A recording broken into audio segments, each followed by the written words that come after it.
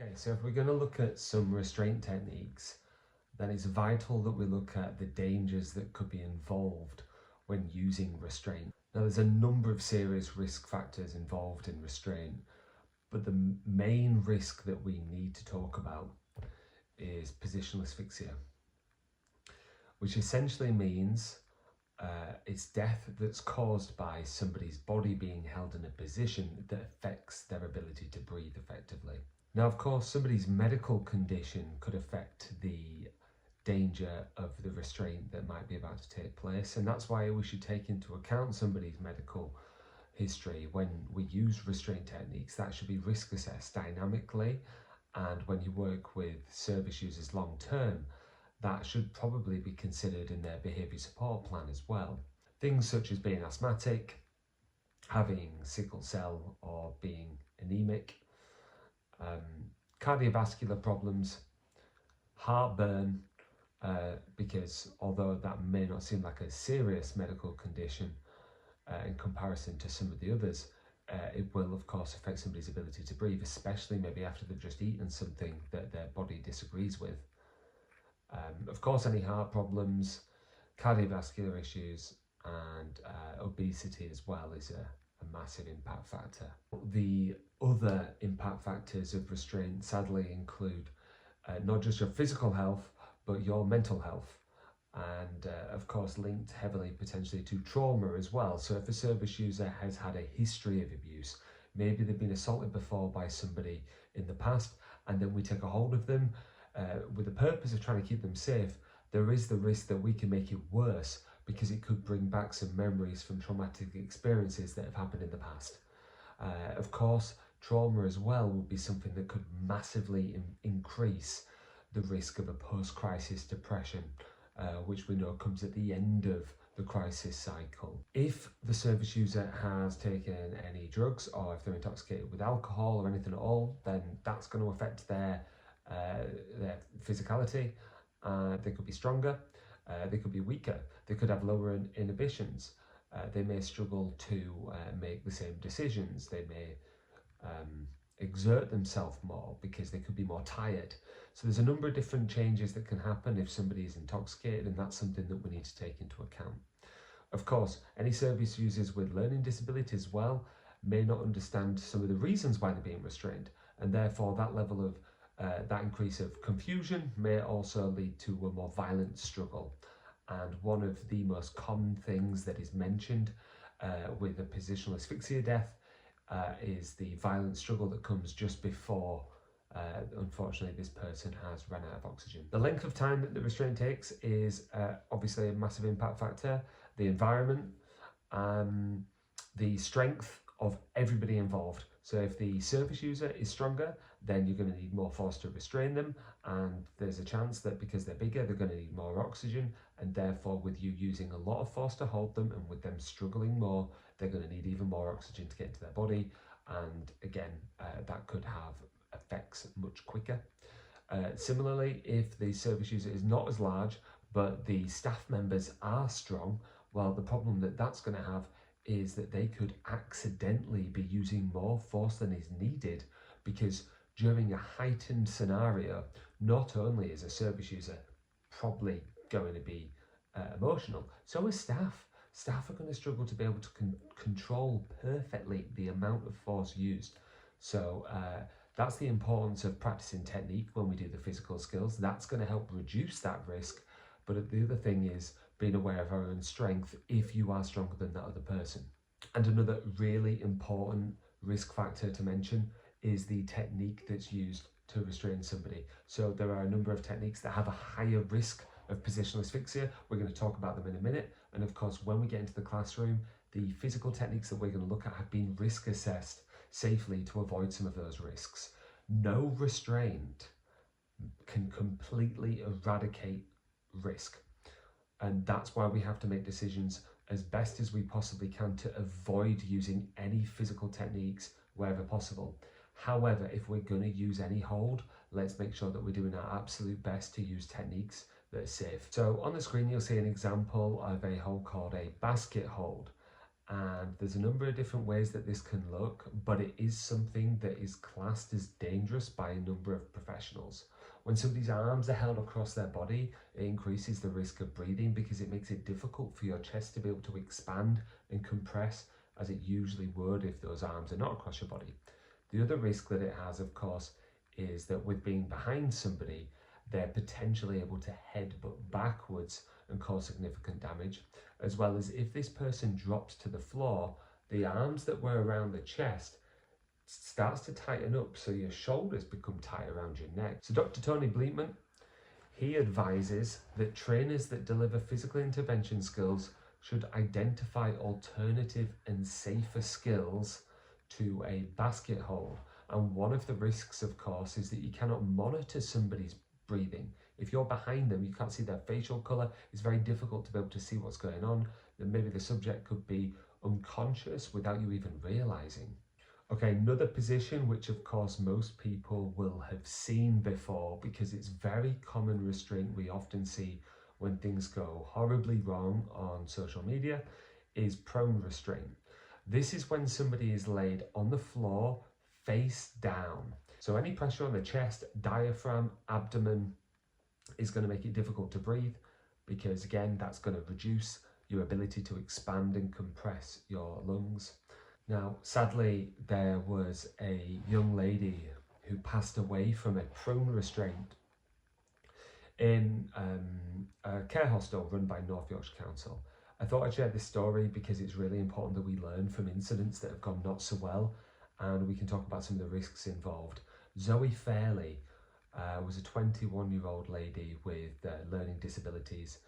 She was restrained in a care hostel by two members of staff who put her into a prone position. And when she was challenging to restrain, because she was quite strong, another two members of staff came out and they restrained her with four members of staff in a prone position.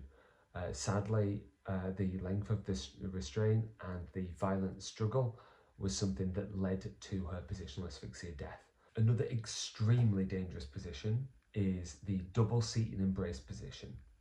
This has been assessed by some as more dangerous than prone, which is something that's surprising to a number of people because people always see prone restraint in the news and in social media as something that's really dangerous, but don't often see this double seated embrace position used, which is good. We don't want it used, but of course they do, because we don't see it. It might not be obvious that it's as dangerous as it is. Now, what it is when somebody's held in a seated position and you push their head downwards towards their legs. Now, the larger their abdomen, the less far you have to push somebody before it has these effects. But if you think about sometimes if you're a little bit tired, if you're a little bit fatigued, especially when you're bunged up, and think about, how even something as simple as tying your own shoelaces can have an effect on your breathing. Well, imagine being in a position like that for an extended period of time and you're fighting to try and escape that position and someone is forcing you down. Often we don't realise that this is dangerous because very few people spend much time in that position at all, making their own decision to be there. Now, sadly, there was a number of people that have passed away from this position. Just to mention a couple, there's Jimmy Mabenga and Gareth Myatt. Now, Gareth Myatt was a 15-year-old boy who was restrained in a secure care centre and he refused to clean the toaster. So for something so small, after refusing to clean a toaster once using it, he ended up in a restraint. It resulted in sadly a violent struggle which led to his death. And yes, similarly with Jimmy Mabenga, he was held in this double-seated embrace position on an aircraft. He was being transported to another country by a private security company, held in a double-seated embrace. With both incidents, both Gareth Myatt and Jimmy Mabenga were telling security staff, restraining them, "I cannot breathe." You're held in that position. The sad thing that happens is you fight more. If they can talk, they can breathe. That mindset is not helpful at all for the restraint. is not a very good health and safety mindset to have at all. Because the problem with that is that saying I can't breathe, if you say those words, you are exhaling. It's very difficult to actually talk and inhale at the same time. And if somebody does talk and inhale at the same time, there's a difference in the way that that sounds. It will sound horrendous. And of course, if you hear somebody trying to talk whilst inhaling, that's a key indicator that this person cannot breathe. Now, if they're exhaling, then that's air going outwards. Well, of course, to breathe, we also need air to go inwards. And finally, even if this person can breathe a little bit, even if they're capable of getting some oxygen in, the problem is they're expending a lot of energy and they need more oxygen. So when their body needs more oxygen and we take the majority of their oxygen away, then what happens is they slowly suffocate, as opposed to cutting off their oxygen completely by covering their nose and mouth. Of course, if you take away some of that oxygen, then that death is sadly far slower and more painful. In some ways, you could compare the lack of oxygen to being in the death zone of Mount Everest. Above a certain altitude, once you get near the peak of Mount Everest, they call that the death zone, meaning that most of the deaths that have occurred on Mount Everest are in that zone. The reason why it's so dangerous is that air supply is affected by 66%. And there was a study done on certain body positions that found that in fit and healthy people, as part of a study, the double-seated embrace affected some people that weren't even being restrained in that position. They just sat in the double-seated embrace position and their breathing was affected up to 80%, meaning there's even less oxygen in that position than being in the death zone of Mount Everest. Now, in case it's not obvious, it's very rare that it would be deemed appropriate to restrain somebody in any way by putting pressure on their neck. Of course, if you were to ever use a technique like that, then it's going to be challenging in most industries to regard that as reasonable. Not impossible, maybe it could be, under maybe life-threatening situations that you could be faced with, but it's not good practice in most industries to be using something like what you can see on the screen, where you can see a guillotine on the left, a headlock in the middle, and then two variations of a strangle and choke from behind. Just to highlight the two main dangers from neck holds, one is the most obvious that people talk about, is your inability to breathe. If you cut off somebody's air supply through their throat, then that's going to make it difficult for them to breathe, and of course there's a huge risk. The other danger is actually a far more immediate risk, believe it or not, and that's if there's pressure on the carotid arteries on the side of the neck here where you would feel your pulse. The job of your carotid artery is to pump blood to your brain, and if that's cut off, then you could be asleep very quickly. So that would cause unconsciousness first. Everything that happens after that moment is totally out of your control. If somebody passes out due to a lack of blood supply to the brain, then of course there's a massive risk to that person's brain. We need to get oxygen to their brain very quickly.